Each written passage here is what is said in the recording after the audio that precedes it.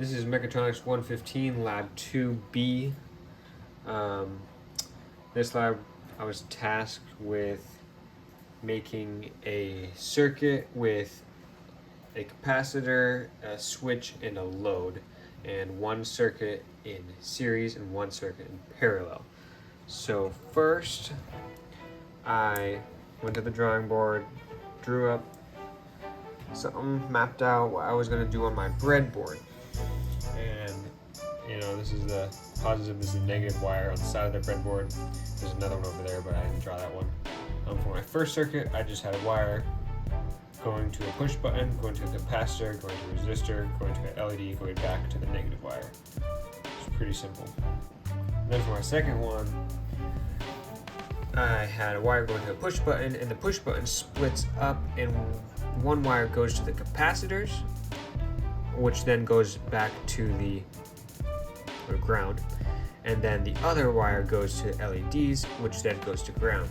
So theoretically, when we push the button, it will light up the LEDs and charge the capacitor, but when we let go, it should the capacitor should discharge, sending the voltage back through here and slowly dimming the LEDs until the capacitors are on charge. So this is my circuit on the actual breadboard. This is the first one right here, nice and tiny.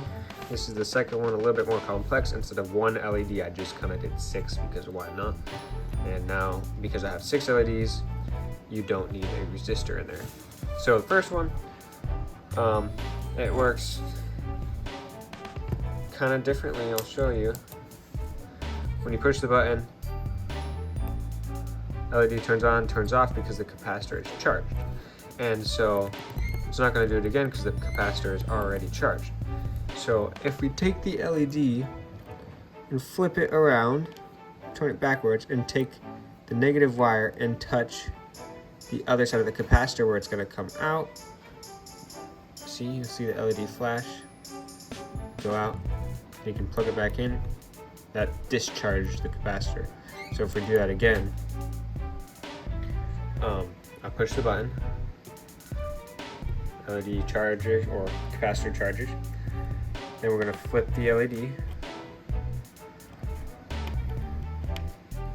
take this wire out, touch it with this terminal, and it will uncharge the capacitor.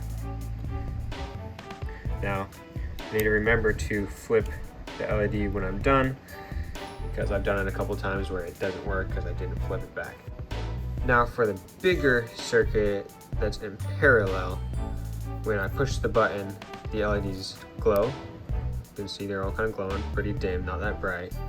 And when I let go, they slowly go out, because the power of these capacitors runs back through the wire and then going through the LEDs to the ground. Because I kind of like what I was doing with this one, it basically automatically does it. So they're on, slowly go out because they're discharging the capacitors. Yep, so that's basically it.